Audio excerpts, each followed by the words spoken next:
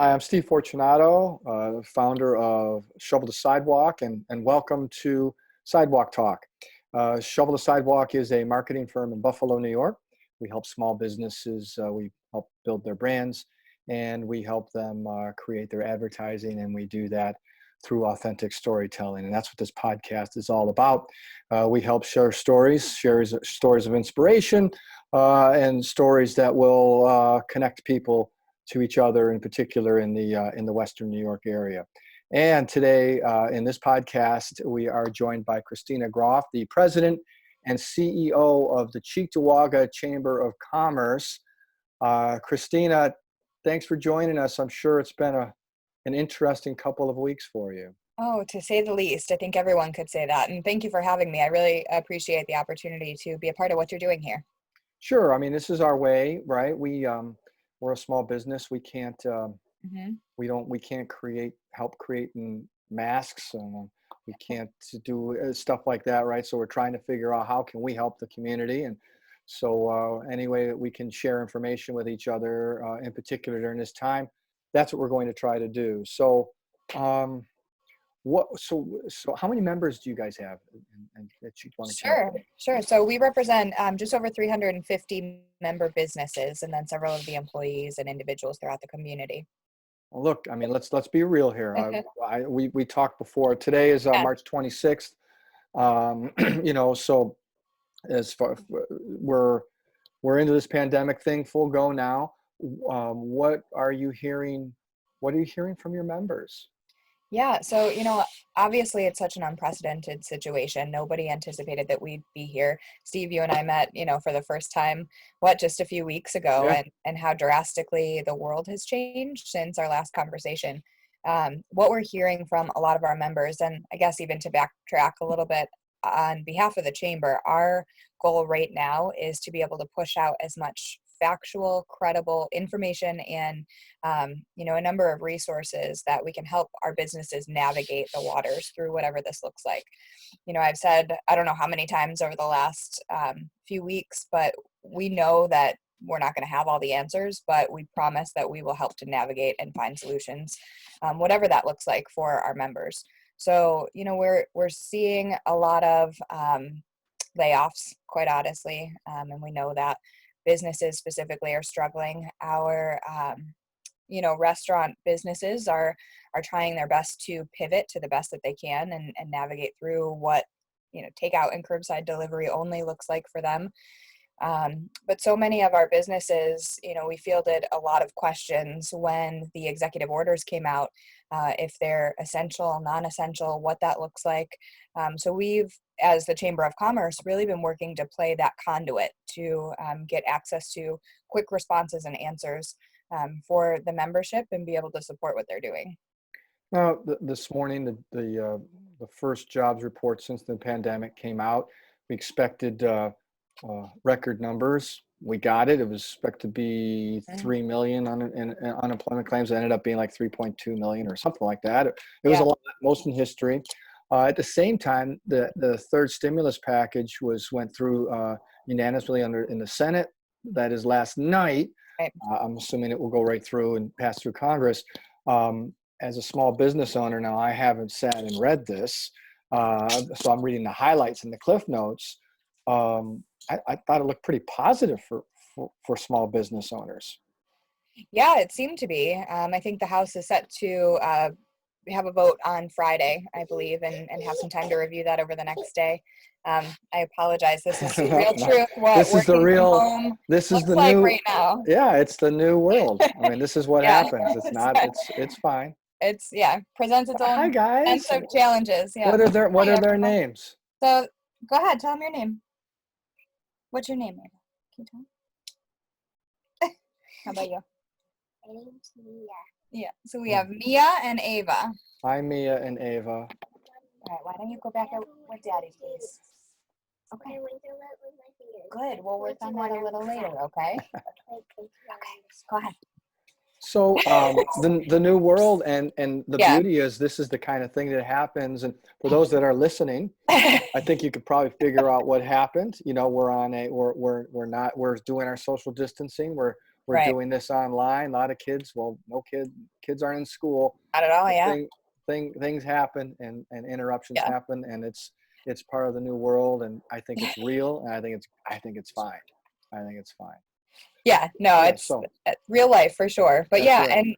and looking at the unemployment numbers, I think it was, New York State had said they saw within a week a 400% jump in unemployment filings, and that's making it a real challenge with our, local businesses that really are faced with having to lay off their employees, and then knowing that, they are going to have a challenge trying to get into the system and file and be able to keep regular income coming in.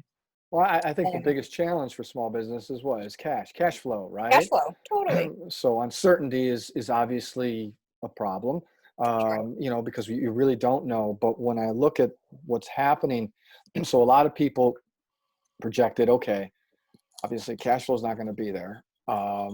Everyone's got a cash flow problem. But now, if I understand the bill correctly, if you can, there's small business loans, and it could Right. become a grant if you use that money to retain employees. Now, what does that mean? Exactly. Well, what does that mean for businesses that already had to lay off employees? Does that mean they'll bring Yeah. them back? How does that go down? And how does that work? Yeah, those are, the exact questions that we have and are trying to get answers on too, because with that degree of uncertainty, businesses have been forced to make decisions quickly. And I think that it would not be prudent to be able to have those businesses excluded from any kind of benefit like that. So we're really interested to see the final bill language and be able to review that and dive through. I think it was like an 880-page document that we saw last night. But, we've also been trying to keep in regular contact and communication with our local elected officials and helping as far as that goes. I think the difference between the grant and the loan, because it's such a degree of uncertainty, I think and the vibe that we've been getting from our conversations is business owners are hesitant to want to take on additional loans when the nature of how they're going to facilitate doing their business when we return to whatever this new normal might look like in a few months is going to have to look very differently than it did before. And the capacity to be able to continue to pay off those loans and keep up with that is uncertain. We've been doing a lot with the SBA, economic injury and disaster loans. I actually, immediately following the podcast, I'm going to hop on a training to learn a little bit more about the application process so that we'll have the ability to navigate our business members through the process and answer questions and, to the best of our ability there too. Yeah, that's the second part where I'm like, as a small business owner myself, I'm like, well, that's great, but how long is it? I mean, we've Yeah. all been through, red tape before. I can't imagine how are they going to be able to get relief this as quickly as it needs to be. Is it going to be too late for some businesses? Sure. And, we keep saying uncertainty, but it is uncertain. I think there's hope in seeing the Senate come together in the way that they did, the manner they did with pushing that vote through last night. And I'm interested to see how it'll move through the House now. But yeah, I mean, we'll see. The messaging keeps continuing to be that it needs to be in the hands of the American people quickly, and how we see that come to fruition, I think, is going to be the turning point of it all. So uncertainty uncertainty creates in my mind negativity, and there's such strength in positivity. So there's no doubt, and you and I talked before we started recording this podcast, that there is no doubt that we're going to get through this. It's just Absolutely. what we're not sure what's going to look like when we get through this. So Mm. those businesses that's that had that emergency funding, they didn't predict a pandemic, but Yeah. there's always something that's going to happen. There's going to be a downturn. They could come out of this really strong. Mm-hmm. Yeah, and I think it's interesting when we hear so much about the businesses that are pivoting what their normal, day-to-day looks like, what their normal operations look like, to be able to in turn serve the community and help the community through this situation too. You hear of the distilleries that are, switching their productions to hand sanitizer. to be able to do that on a dime and be able to get those, supplies that we need right back into the community. We've connected already a few of our local food producers to distilleries because they're needing hand sanitizer and, those critical pieces to be able to continue operating. So I think that's where chambers of commerce can play a critical role, not just in helping to navigate the business community through this now, but also helping to shape and craft and build what the communities are going to look like going forward, No, to be able to just make those connections. that's well put. That's exactly it. And it is so interesting to see how obviously communication is changing. I Yeah. don't know if it's going to be permanent or not, but I find it interesting that um, we're all. I see a lot of people. We just seem to be more willing to share information with each other to try to help each other out. Yeah, And absolutely. are you guys seeing that? Are you? I see a lot of different groups just saying, let's get on a call together now. I mean, let's spend a half hour and exchange ideas. Yeah, definitely. And I was having this conversation yesterday as well. What we need to have happen is more conversations like that. When if it's an industry roundtable or some type of facilitated conversation where we can get, when you look at the industries that are most going to be impacted by this, specifically in the tourism industry, can we get all of those people on a quick call now? Tell us, about the challenges that you're facing. And many of them, of course, we know and we can surmise, but until we hear from boots on the ground, people that are working in the day to day, to be able to share pain points or best practices of how their teams are navigating through this, I think only then, when we convene everybody together, will we be able to get a sense of how external organizations like the Chamber of Commerce or like business associations, trade associations can really play a key role in moving entire industries past this. Piggybacking on that with the hospitality and the tourism industry, I've been talking to some of our partners in hotels and throughout some of the airline industry. And the hotels, we've heard from some of our members that conferences have already been canceled well into the fall because that degree of uncertainty. So, when you all of a sudden lose all of your revenue derived from food and beverage or any of the trade conferences and trade shows that are coming in, that's a significant portion of revenue, not just for that business, but tax flow and taxes into the local economies, the regional economies, and throughout the state. So I think it's going to be critical that we have the right conversations and put the right pieces into motion to be able to move forward. And we will move forward. That's where I'm excited about my role with the chamber and my staff team's role with the chamber, that we can be the conveners. What's your one piece of advice for that small business owner? They have 25 employees, they're holding on, they're trying to figure out where to go, what this is going to look like when we come out at the other end. Mhm. What's your piece of advice for the business owner right now? That's a great question. I think communicate and don't feel like you're siloed. I think sometimes it's easy when you're trying to manage the day to day. And, as a small business owner, you're trying to do the absolute best that you can for your employees and to protect your teams and help see them through this time of uncertainty too.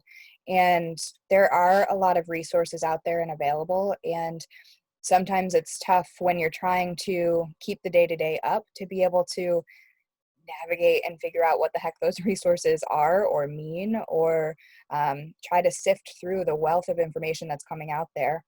So I would recommend reaching out to a local chamber of commerce. Of course, I'm biased there, but any organization in the area, because we are all working diligently to help digest that information and navigate to those resources.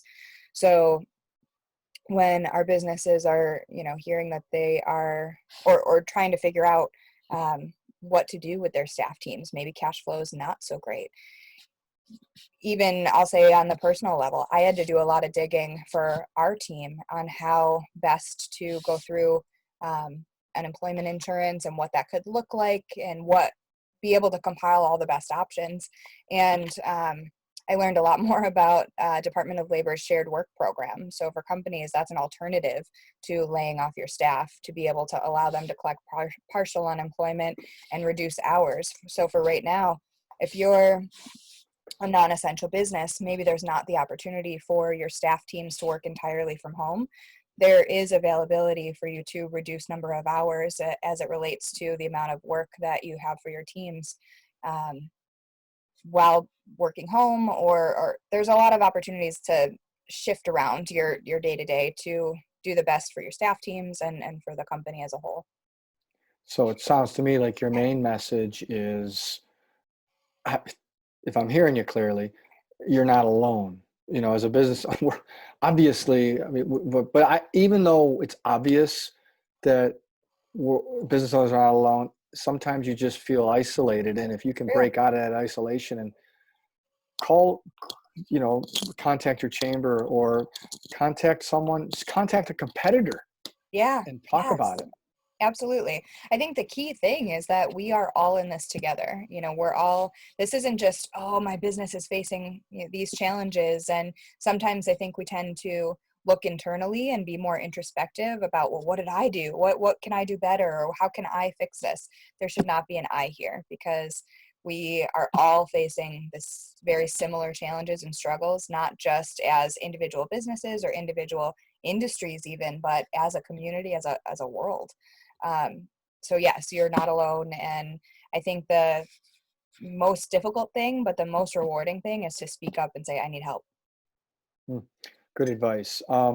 Another category of, it's not business, but category that has been, can't be forgotten, but has been forgotten or left behind right now, would be in the charitable end. I mean, you know, I've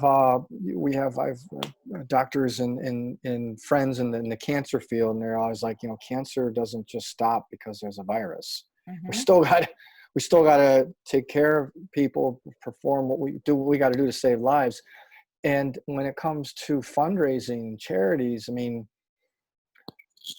they still need that help, right? And I know that's close to your heart. You are part of the inaugural Man and Woman of the Year for Leukemia and Lymphoma Society. Mm-hmm. So it's the first year. That's what inaugural means, right? So how is that going?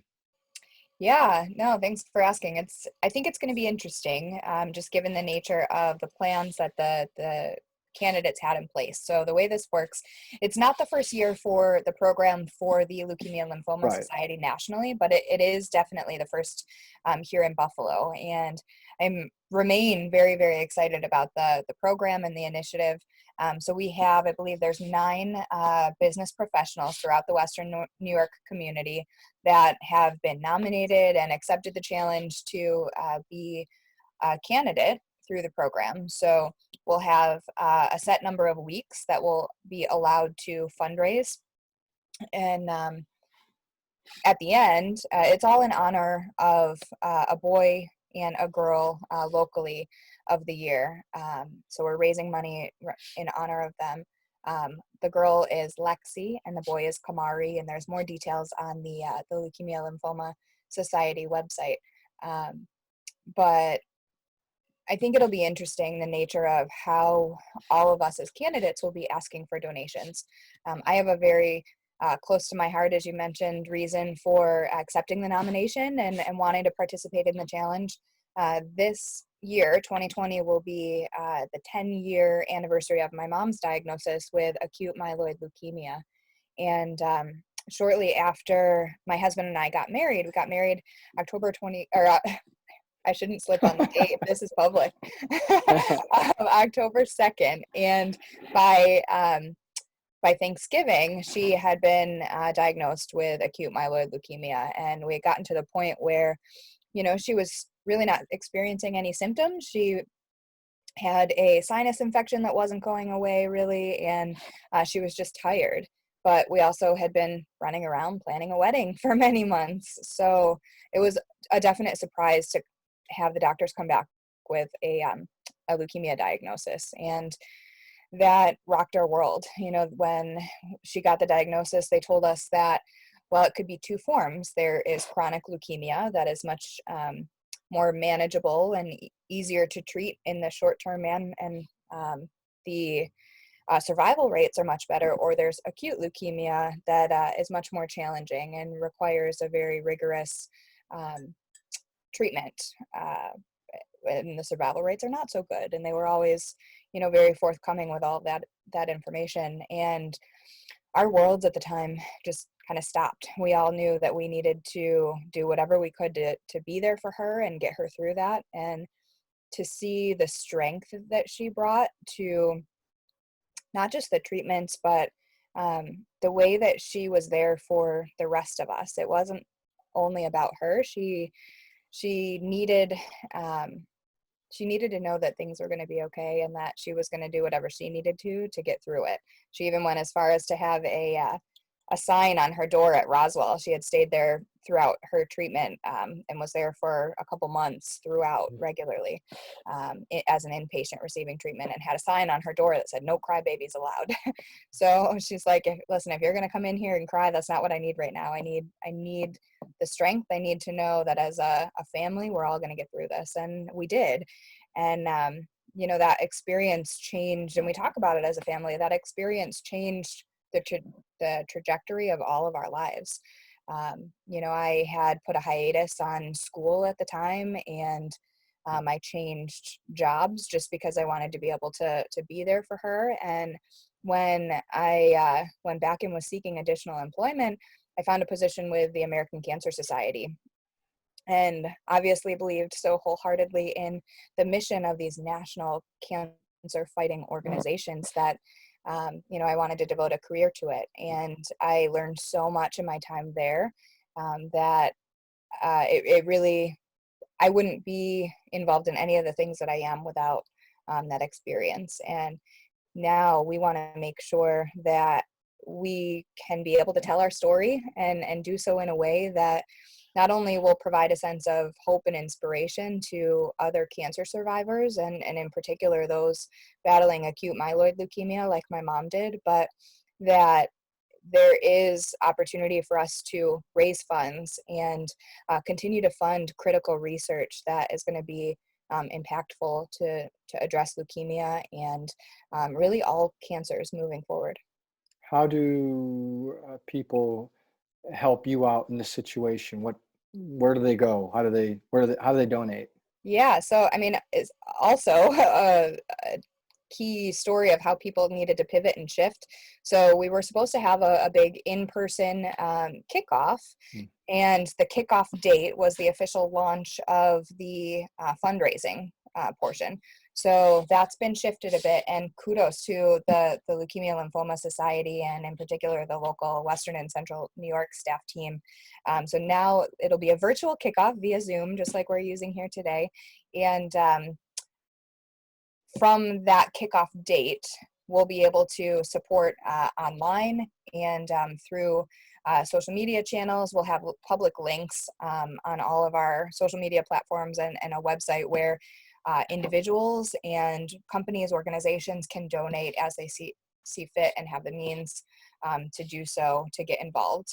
And then it'll commence, hopefully, if we're on the trajectory to head back to some sense of normalcy here, it'll end with a gala event that people can attend and continue to support the LLS mission on, I believe that date now is changed to June 20th. So when would the kickoff be? Are you guys collecting now or no? So not yet. The kickoff is going to be, I believe, April 9th is the new date. All right. And it'll Well, run to the end of June. so do you have your own personal page that people can go to? I do. Yep. How do they find it? Yeah, so if you go to the just Google Leukemia right. Lymphoma Society Western New York, and you'll see Man Woman of the Year campaign, and then they have all of the candidates listed there. So you've got my photo and link. All of the personal pages are there.